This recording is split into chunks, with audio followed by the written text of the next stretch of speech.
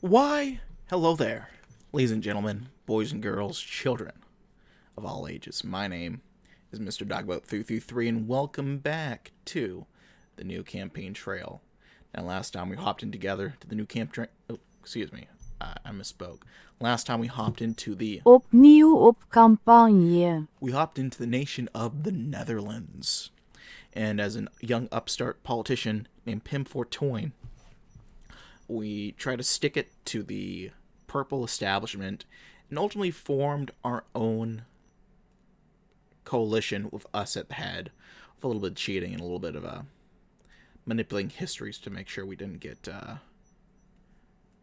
shot and killed like we did in real life. Now, that was a fair bit of fun, but I wanted to hop back in to round off the Red trilogy that I started. God, how long has it been since I uploaded the first Red? Probably far too long. Okay, new campaign. So let's see, I uploaded the first Red LP February of 2024. That was back when Biden was still president. What a time indeed. So yeah, it's been a fair bit of time since I started this trilogy. But I uploaded this. Is that actually the... Okay, not quite the 2-year anniversary, but I uploaded last part last month. And, I figured might as well hop in now and finish it off while I'm here. So let us go ahead and give a gander towards 1956 Red. With Harold Stassen's second term coming to an end, the 56th presidential election is set to be a referendum on Republican governance and the ongoing Red Scare. The incumbent VP, William Nowlin, must distance himself from his previous arch-conservative positions and effectively utilize Stassen's popularity. Meanwhile, after a strong showing in the 54 midterms, House Majority Leader John W. McCormack champions the Democrats' efforts to return America to the halcyon days of a New Deal majority. He would be the first Catholic elected to presidency, and his religion could create undue controversy. As always, created by the Red Team. Tom, who isn't... I don't even know if he's around. Oh, I don't even know if he's alive. He deleted all of his shit after certain controversy. And all these other people who were around did stuff as well. Well, it's time to hop into a totally normal, no plot, twist-related election. Psych. Ladies and gentlemen, today we're going to be playing as the Red Baiter himself, Joseph McCarthy.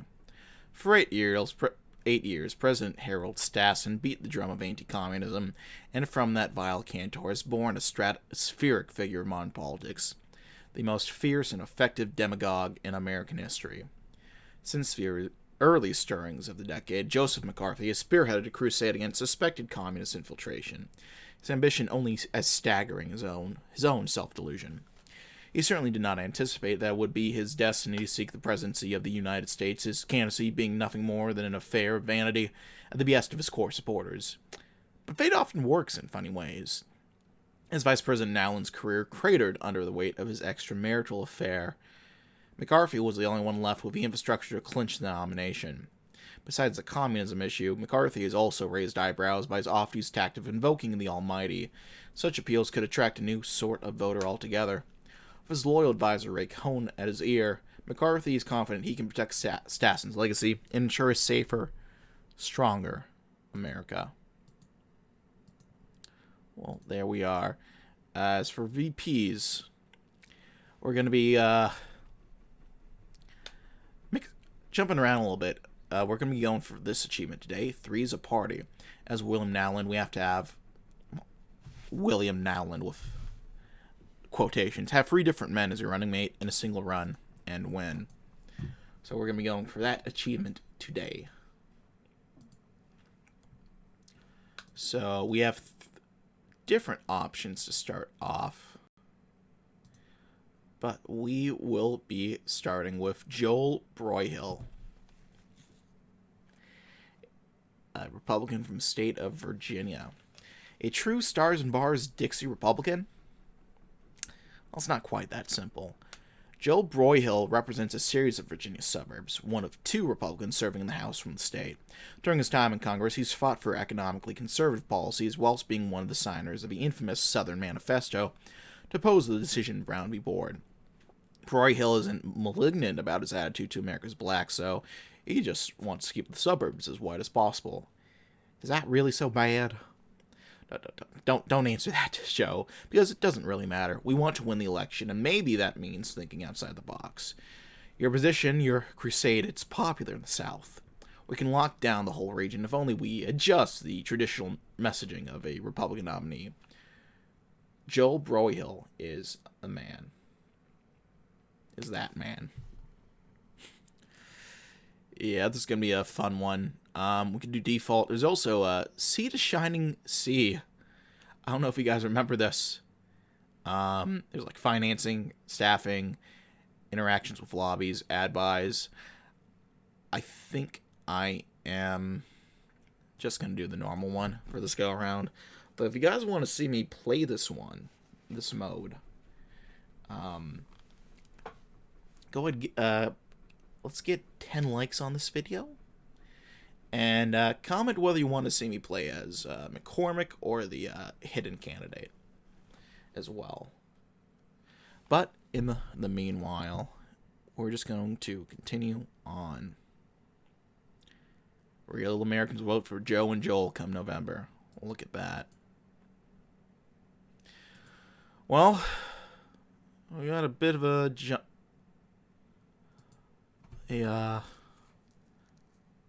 hole to jump over, but let's try to get there. So the main issues are McCarthyism, war and peace, farmers and drought, God, and the economy. June 1954. The senator from Wyoming, Lester C. Hunt, is dead. Shot himself in the head in his D.C. office with a .22 Winchester. Your friend, Senator Munt, was preparing eagerly to unleash a bevy of new testimonies on the committee, but this nasty business has trained away the desire among you and your Republican allies to celebrate. The press circle you like vultures as you make your way out of the committee, itching for your comment. What can you say to shut them up? Despicable coward. Hunt knew we had him over a barrel, so he went and did this. Goddamn, get Gene out here. Get anyone who can conjure a dam to give it about the cadaver on the 3rd floor. I won't say a damned word. Lester C. Hunt is dead, and most Americans consider it murder. Best to move on. You don't have time to mourn your reputation. Suppose you don't know. Lester C. Hunt was the senator from Wyoming. Former Democrat, former governor of Wyoming. Target of McCarthy's anti-communist campaign.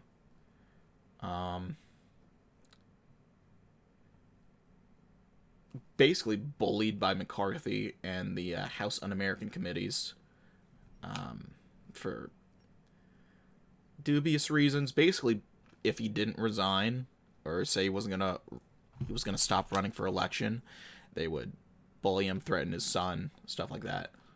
So he killed himself.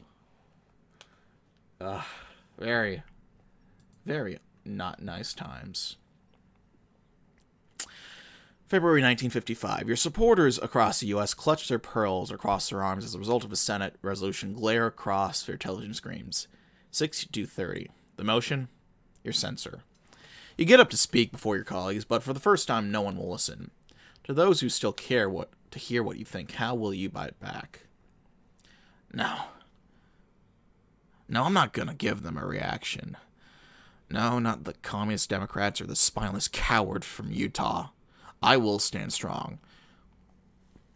Not just for me, but for the millions of good, decent Americans I fight for. As you walk away, the Senate chamber is abuzz with speculation and innuendo. You refuse to give those thugs a satisfaction, but it probably still stings, doesn't it? No worries. Whiskey will make it go down smoother, Joe. So we're going to visit this good old state of California. See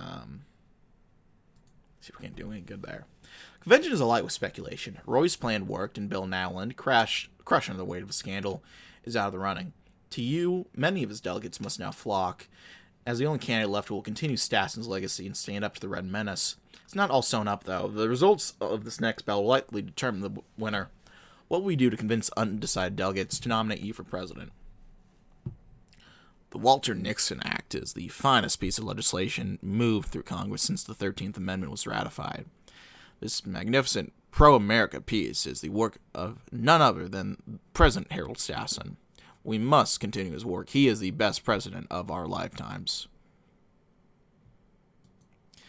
Thank God this plays a winner. The sort of delegates who think in supporting is likely a Stassenite through and through, and this is speaking right to them. Well, there we go.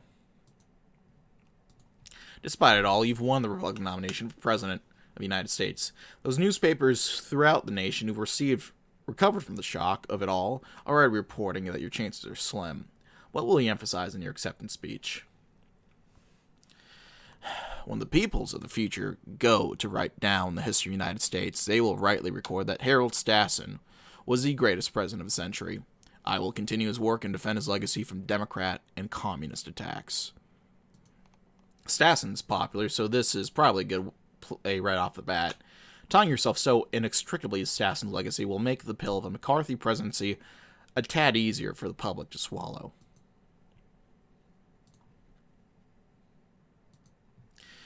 Well, true to your nature as something of a wild card, you've chosen Who's That, Virginia Congressman Joel Broyhill as your running mate in the coming contest. Broyhill's an unknown quantity nationally, so won't you take some time to explain why you selected him as your number 2? Well, Joey Broyhill might not have that much in terms of experience, but he's a man of firm morals and strong judgment. Just ask his constituents. He knows the meaning of public service. Well, that's, you can tell by the poor quality of his photo. The problem is, mostly no one knows who Joel is. Sorry, Joe, but there's no salvaging this one. In the next battle, the party's bigwigs get their way, and Henry Cabot Lodge Jr. snags the vote for vice president. Oh. Hi, Lodge. Well, that's one down. Your opponent, John W. McCormack, has predictably already begun speaking to the danger of the McCarthy presidency, whilst pointing back to his own experience and pragmatism. Your advisors are urging you to fight back. How will you attack your opponent, House Majority Leader John W. McCormack? Well, look, John McCormack's a good man, I thought. You know, we had disagreements, but he co-founded the HUAC and went after the communists same as I did. Maybe that was all pretend. I don't know. Oh, that's wonderfully cunning, Joe. I'm surprised I didn't think of it. I like what you're doing. Let's drive a wedge between Mac and the rest of his coward party and watch them eat him alive. That is sneaky. Let's head back to California, eh? Bitter and old, a 79-year-old former Texas Senator Tom Connolly has organized an anti-Catholic Nation First splitter party with the support of a group of Protestant preachers, including the enigmatic Billy Graham, vowing to oppose the election of any man loyal firstly to the Vatican and not the nation as president. Do you have any comment about the nascent movement? I just want to point out, a guy named Tom, hardcore Catholic.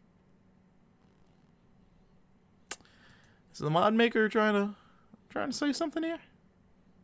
Huh? What are you doing, Tom? Well, look, I don't have time to dwell on the Catholicism issue. Besides, this is principally a problem for McCormack, not me. I'll give this movement no more than a passing mention. Tom Connolly is John McCormack's problem, not yours. Best to focus on other issues.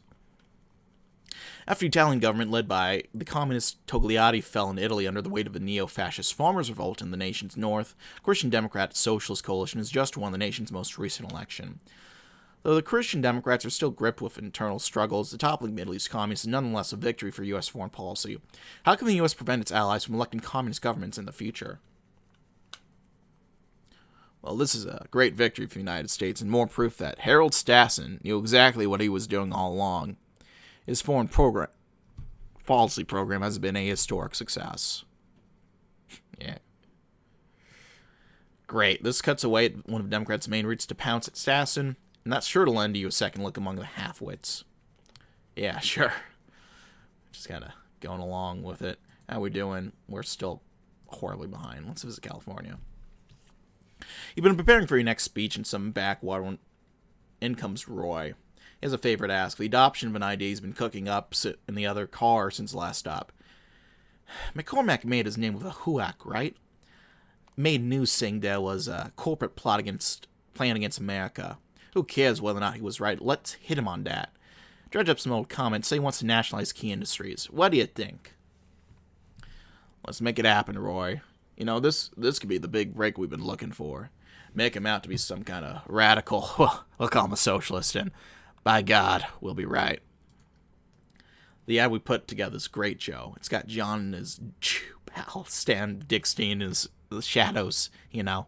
It's a good image. No one wants a goddamn communist president. I just got off the phone with Henry Morgan. He loved it. He wants to fund the campaign. Didn't I tell you this would work? Thus far, the incumbent Republican President Harold Stassen has yet to endorse your campaign. Stassen's invited you to the White House to discuss the campaign, and this will doubtless be a pivotal moment for the campaign. What will you say to win his endorsement? Well, we need Stassen's backing if we want to win. I'm sure the president is concerned about whether or not we'll be continuing his foreign policy programs. In our meeting, I'll emphasize that point, and he'll see the light. He's not stupid. No, he's not, and he comes to see the light. Foreign policy isn't your strong suit, and deferring to his wisdoms has won King Harold's favor. Well, it's hard to teach an old dog's new tricks. The same bogus charge, first levied on your reputation by Drew Pearson, that you fabricated your wartime heroism is being spread around by the McCormack campaign. Using quotes by some of your old enemies in the corps to insinuate stolen valor on your part. What is your response? Yeah, they're going down this path again, are they? Fine. Let them. I won't give them a comment myself. We've got plenty of dirt to spread around about John McCormack. Throw the whole damn kitchen sink at him, huh? One of the affiliates I run is going to run a radio ad about the Jews' favorite congressman. My folks won't like it, but everyone else, we can work with us, Joe. We can fight back. We're starting to see turnaround. I don't know. A lack of rainfall and poor soil conservation has led to a significant drought in Texas and the plains that has increasingly worsened to the point that it may be worse than the Dust Bowl years. Many farmers feel the Stassen administration has not done enough. Shall we address the drought situation? You know what the problem is? Overproduction. That's the real issue. We've got the government meddling around in things that are best left to individuals and businesses. Then we've got these massive surpluses and everyone's clawing for every bit of soil. We need to ramp up reforms and get rid of this communist rubbish. That'll sort it all out. Very Taftite, Joe. Of course, liberals and a lot of farmers will eat your guts, but there's a certain dissonance in the farm belt about government intervention. So most of them are just sitting there trying to reconcile their need for subsidies with their dislike of anything socialistic. Yeah, that's the irony, isn't it? Let's go to Cali. In 1954, the Supreme Court under new Chief Justice Earl Warren was delivered their decision to Brown v. Board, ordering that schools in the southern United States be desegregated. While President Stassen has made it clear his insistence on enforcing the decision, Democrats in the South remain fiercely against its enforcement. As president, would you enforce the court's ruling? Absolutely not. Radicals like my opponent are working to overthrow the natural order of things. And good, decent Americans aren't going to stand for it. I represent Middle America. Always have, always will. And it is horrified by the concept of intermixing. Yikes. Interesting play, Joe. It's got its downsides, ethical, sure, but most importantly, the single margins in the North. Oh, yeah. John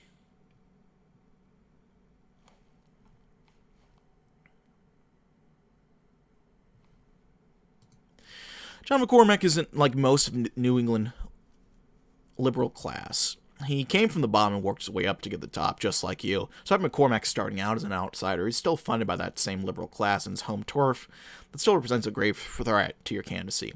You've previously made a strong push against the elite class. Will you make a renewal of that fight a staple of your campaigning? Well, I represent Middle America. I am their warrior, and thus I will be his president. I couldn't give a damn what the rich folk think about my fight. It's not stopping now, no matter what the elitists and their allies think. Sure, Bobby and his folks won't be happy, but the rest of them are in for Mac anyhow. It's a good pitch and one that'll galvanize the insecurities of the burgeoning American middle class. And we got the achievement. Even though we still have Cabot. Okay. You're preparing to deliver a speech in Grand Rapids, Michigan, when you feel yourself stumble towards the stage and tumble. Your aides rush to your support, and soon you're led away to a secluded place. Roy urges you to get yourself together and leaves you for a moment. What to do?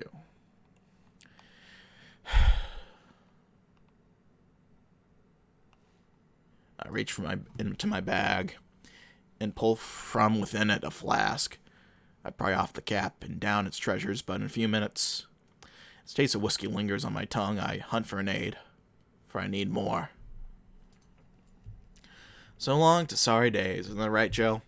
I don't know what you're doing, but you're so much looser and more vigorous up there. Whatever it is, keep it up. Oh, alcoholism.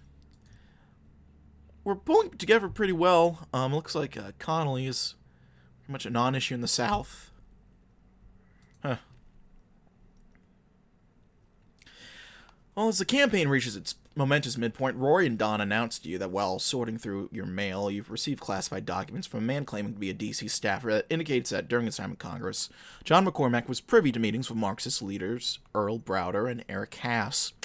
Going further, it claims McCormack's press office itself is embedded with communists. Roy hopes you'll bring these accusations to the forefront of his campaign. Will you? I can't do this, Roy. Accuse McCormack of being a communist? It flies against his whole record. People will see through it. Maybe you're right, Joe, but can't you give me some trust on this? I know what I'm doing. Well, on December 1st last year, an African-American woman named Rosa Parks was arrested in Montgomery, Alabama, for refusing to vacate her seat on a segregated bus. Since then, the black citizens of Montgomery have boycotted the city's public transit line, with the pending Supreme Court ruling set to determine the legal fate of segregation in public transit. Lodge is urging you to make the boycott an issue of the campaign. Will you? Well, these protesters' flagrant disregard for the law is despicable and not something I will tolerate or endorse. We only need to consider whether the actions of Rosa Parks and these other rabble-rousers could be communist in nature. We're going to look into it. Cabot fumes as you deliver the address, and afterwards he pulls us both aside and gives us an earful of his thoughts. Don't worry, Joe, he'll get over it. I mean, what's he gonna do, drop himself from the ticket? In a shocking blow to the campaign, Henry Cabot Lodge Jr. has gone rogue, dropping himself from the presidential ticket, and citing your refusal to act on civil rights as his reason. Your search for a new running mate was swift, but there was one standout name eager to escape likely defeat in this year's Senate race. Richard Milhouse Nixon. Why did you choose Dick Nixon as your running mate? Spoke too soon, didn't we? I think I should take a moment to address the elephant in the room no longer. Henry Cabot Lodge Jr. is a fine man with whom I have a great deal of respect, but his actions in leaving our presidential ticket without first courting, Rory and I were impetuous and incorrect. But our campaign, our fight, goes on.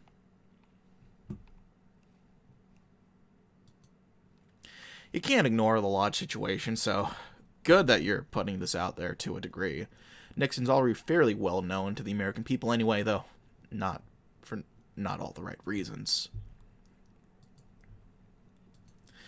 Well, one of your more fearsome foes in the press, the columnist Drew Pearson, is scheduled to interview Lester Hunt Jr., the son of the late senator, whose sodomy prompted the first scandal that almost toppled you. This article is going to be bombshell. What can be done to mitigate the damage? Buddy Hunt. He's one of the queers. Almost sunk me. No matter. He's obsessed with Puerto Rican statehood, isn't he, Roy? We'll send Don Serene to talk to him. We'll include Puerto Rico in our talks about Alaska and Hawaii. Maybe that'll put a lid on him. Seemed to have struck a weak point for Buddy. He agrees to our little arrangement, thank God, and learns to shut up. Well, yeah, that helps. Well, more than 56 more than ever. McCarthy and Nixon should be a winner.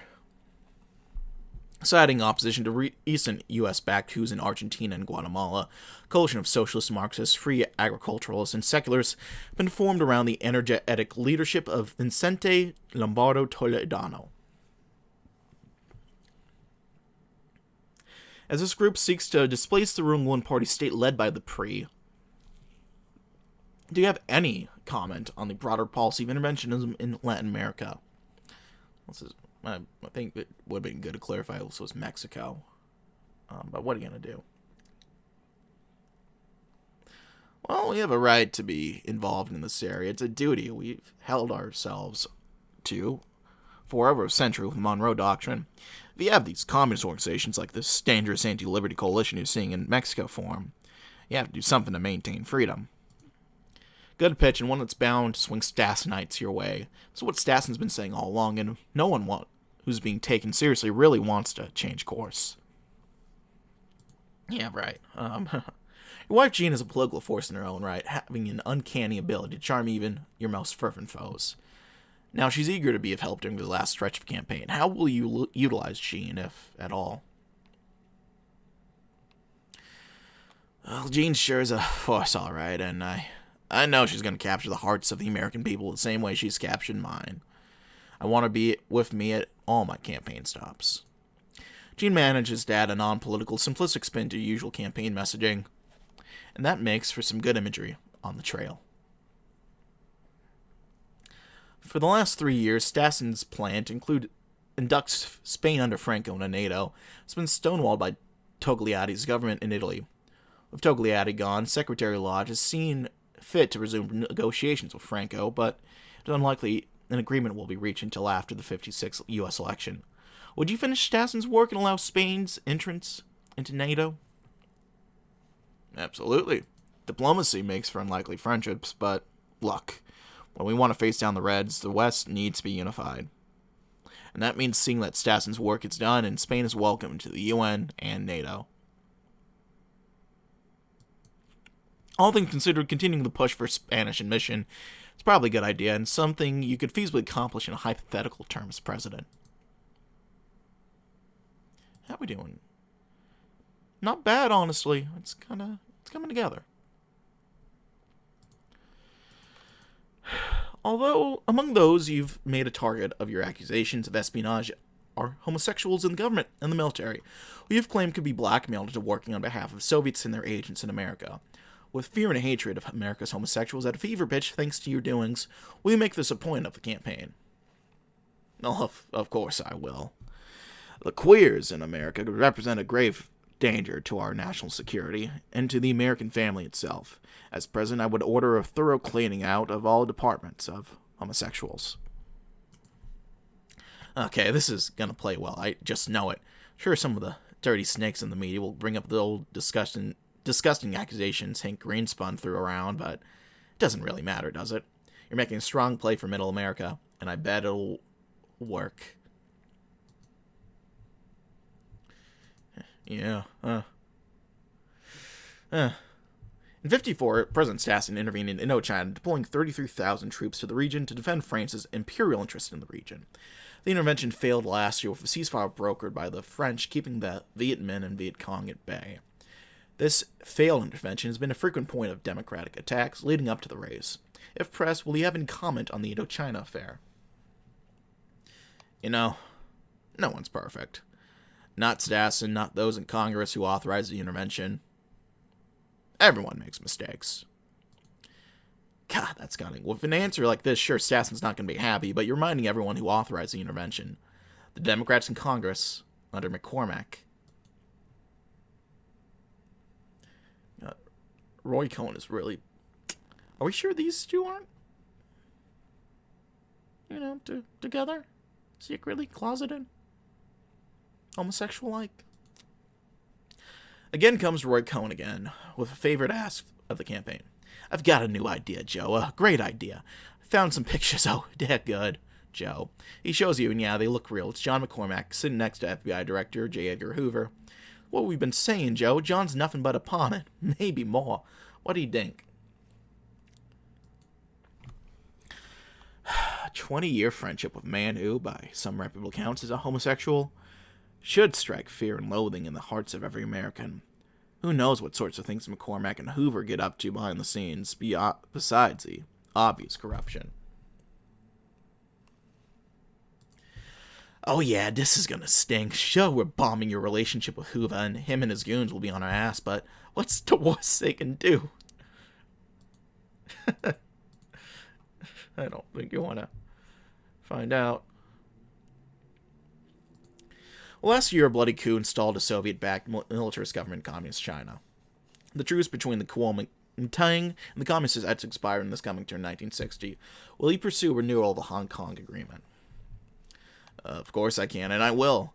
I have some of the greatest foreign affairs minds of our generation on Team McCarthy. This treaty will be renewed. The stakes are too high for anything else. Best to endorse a renewal, but you're also signaling to the Soviets that you, to an extent, need this deal if elected. You win some, you lose some.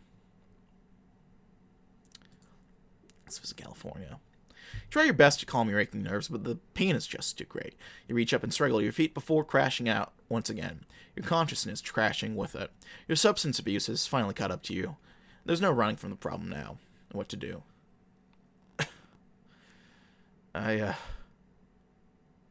I'll take some time off the campaign trail. Oh wait, sorry, I'll take some time off Opnieuw op campagne. just to recuperate. Well, we'll tell them I broke my knee. I'll make it work. I can still win this. You spend some time in the hospital, and the media, thank God, buys your story. With your health becoming a major issue of the campaign and a closer, let's hope it's not a fatal blow. 2 weeks ago, the Hungarian people, irrevocably frustrated by the Soviet oppression, threw their nation into the fires of Europe's most enormous revolution over a decade. Yesterday, the ambassador of the UN, C. Douglas Dillon, submitted a resolution for the immediate withdrawal of all Soviet forces from the nation. Tonight, Khrushchev has 500,000 soldiers of the Russian war machine bearing down on Hungary and hundreds reported dead. To this crisis, how should the free world react? Americans are witnessing the extent of Soviet tyranny in Hungary. After the war, the Hungarian people were promised freedom, but under the dictates of Moscow. The only legal freedom for the Hungarian people is the freedom to be a slave to the state. I stand with President Stas and the people of Hungary at this moment. There's no doubt in my mind I could handle a crisis of similar magnitude as president. You've always had good political instincts, and a response like this is sure to neutralize John McCormack's experienced leadership angle. Best is tie yourself as close to Stassen as possible right now. How are we doing? I think we're doing fine in California. Swing by Missouri. Though we've secured the endorsement of President Stassen earlier in the campaign, Stassen's yet to spend much time on the trail campaigning on your behalf. It turns out your golden opportunity comes now as Stassen offers to make a series of targeted campaign stops. Where will we send the president as the campaign comes close? How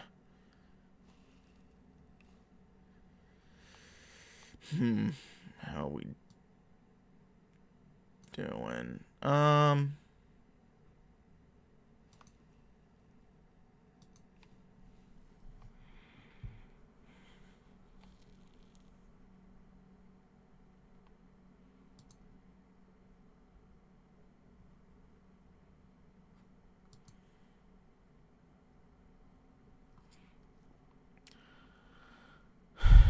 Well, Stassen's finally willing to help, huh? About damn time. Stassen's still a Midwestern farm boy like me. We need to run up the margins in the region if we want to win anyhow. At the very least, he can swing Minnesota and cut into McCormack's numbers up in Illinois.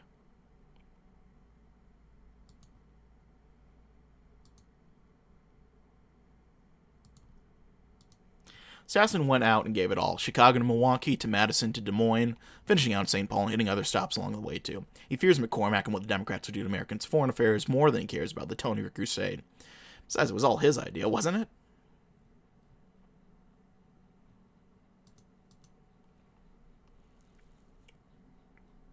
Your campaign for president is finally drawing to a close. To what where will you last venture and make the case for a McCarthy presidency? We're doing fine. Really, a lot of these places.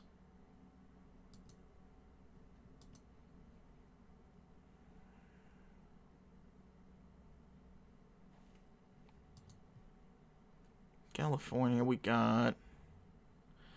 Let's see if we can get some splash effects in the Midwest. Illinois is going to be close. It'll be the make or break. I'm confident of it. My fight can't. No, it won't end now. Chicago, I'm confident I can win plenty of new votes for Joe McCarthy. We have screwed up in 50 with Dirksen, but I can win it now. The message is clear. Well, looks like your number's up, Joe. You've either pulled off the biggest upset of American history, or your career really is dead. I'll get to whiskey.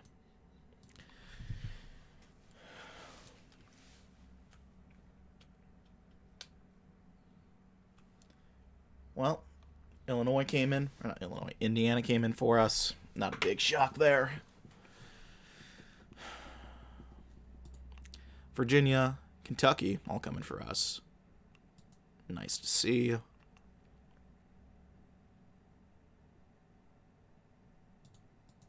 Massachusetts, Delaware, those aren't big shocks. Florida coming in for us is nice. The Deep South is coming in for us. I don't know if anyone expected that 4 years ago, but this checks out. Vermont,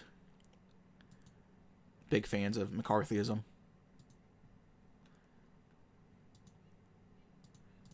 Plains are coming in quite nice for us. Now look at Minnesota. We got Maine.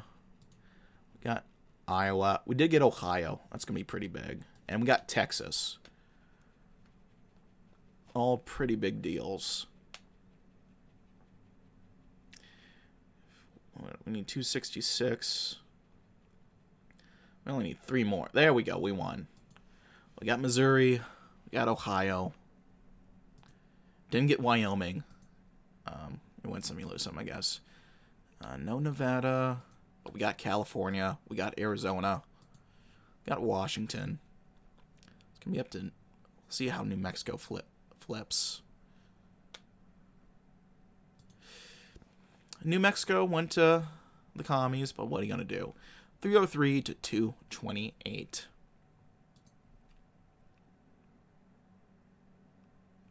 The news came all at once. Joe McCarthy was dead. Vice President Richard Nixon sat at his desk in lonesome silence for a moment. I see. God damn it. He really did leave it to me, huh? All right. It's all right. Dick Nixon took the oath of office a few minutes later in the Oval Office. Solemn faces and flashing cameras surrounded him, but he still felt so lonesome. It had been a cold and difficult climb to the top, but Dick was finally here. Power was fleeting, though, as the president's death had been so painfully represented. He swallowed his pride and got to work. There we go. Let's take a look at some of let's look at the closest states. New Mexico's, 120 votes? Like 2,000 numbers right here. Arizona, about 2,000 votes. Missouri, about 15,000. Oh, that was crazy. Colorado, about 7,000. Nevada, about 1,500 off. Ohio, not too meaningful from there. Okay. Well, let's see how we did compared to, IRL, or not IRL, the historic example. Lost the popular vote, which we don't do in the historical vote, interestingly enough. Go figure. Then further reading. Some reading on Eisenhower, Soapy, McCormack. Well, let's see what's going to be happening in the new red mod, which is totally coming out, guys. Any day now. America makes its choice. McCarthy elected. Investigations into the military announced. BAP strengthened by executive order. President McCarthy is healthy. The nation's expert agrees. President Law travels to China as deadline looms. Well, I can't wait to see what the new mod is going to bring us. I'm sure nothing has happened to complicate things there. Anyway, in the meanwhile, I'm going to leave things there. Thanks as always for watching, though, my friends. If you like to see, like. If not, feel free to dislike. Leaving comments, feedback down in the comment section below. I read all comments again, and I do appreciate any feedback you might have for me. Hit the sub button, hit the notification bell, keep up to date with these uploads as they come out. If you want to check out my various links down in the description box below, go ahead and do so. And yeah, I'm going to leave things there for now. Thanks always for watching, my friends. My name has been Mr. Dogbug333, and I will see you all next time. Bye-bye now.